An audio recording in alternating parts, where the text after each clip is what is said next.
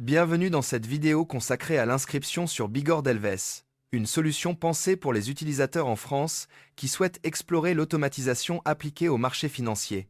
Aujourd'hui, je vais vous montrer à quoi ressemble le processus de création de compte, quels éléments vérifier avant de commencer et comment aborder la plateforme avec méthode et prudence. L'inscription se veut en général rapide.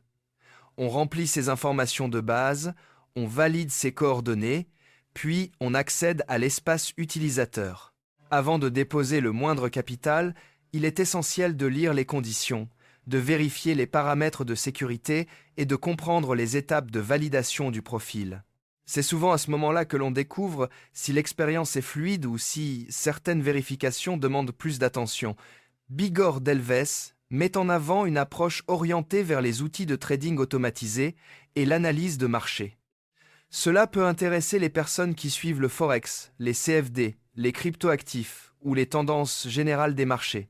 Mais il faut rester clair.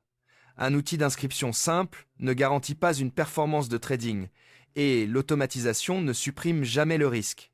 Dans cette revue, nous allons aussi voir comment organiser vos premières étapes après l'ouverture du compte.